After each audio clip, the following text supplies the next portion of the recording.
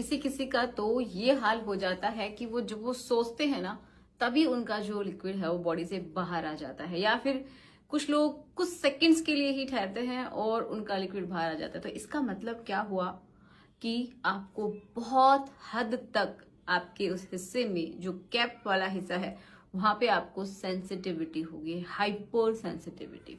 ठीक है, जब हाइपर हो जाती है ना, तो इसका मतलब ये है कि वहां की जो एक लेयर होती है, केराटिन की लेयर बोलते हैं, तो जो वो लेयर ये समझिए हल्की सी उतर जाती है, डैमेज हो जाती है, जिसकी वजह से क्या होता है कि आपकी जो अंदर की जो नसें हैं, ठीक है, उनकी जो ये समझिए नर्व की जो एंडिंग्स हैं वो थोड़ी थोड़ी सरफेस के ऊपर आ जाती हैं, जो कि क्या होती है, बहुत ही ज्यादा सेंसिटिव होती हैं। और किसी किसी को थोड़ी सी एयर भी लगती है ना, तो भी उनको बहुत ज्यादा दर्द फील होता है और वो बहुत ही प्रॉब्लम में रहते हैं। एक तो समय कम है, ऊपर से उनका दर्द की भी प्रॉब्लम हो जाती है। ठीक है, तो अगर ये सारी दिक्कतें हैं ना, तो इसका सोल्यूशन क्या कर सकते हैं? तो देखिए, अलग अलग तरीके से इसका सोल्यूशन किया जा सकता है, इसके ट्रीटमेंट किए जाते हैं।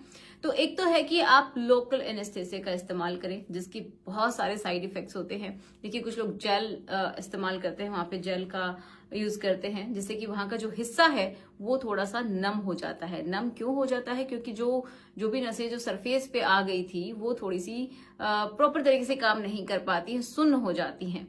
ओके, तो इस वजह से उनकी जो सेंसिटिविटी है वो कम हो जाती है, तो उनको लगता है कि बहुत अच्छे से काम कर रहा है। तो हाँ, ये टेम्परेरी तौर पे ठीक है। कुछ लोग यूज करते हैं स्प्रे वगैरह, ठीक है, तो ये भी कुछ हद तक ही ठीक है। अगर आप इनको रेगुलरली इस्तेमाल करने लगे तो ये आपकी सेंसिटिविटी को कंप्लीटली रिड्यूस कर सकते हैं।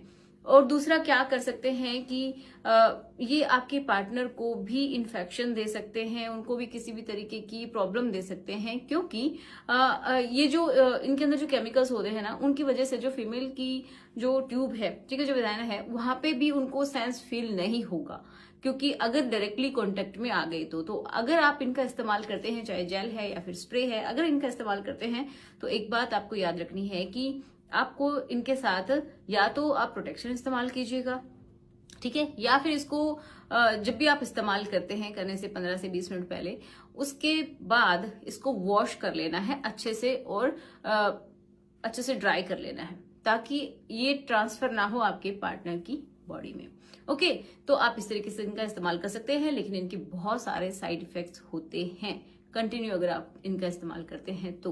किसी किसी को परमानेंट ईडी की भी प्रॉब्लम हो जाती है, क्योंकि उनको वहां पे सेंस ही फील नहीं होता, किसी को कुछ भी महसूस ही नहीं होता। तो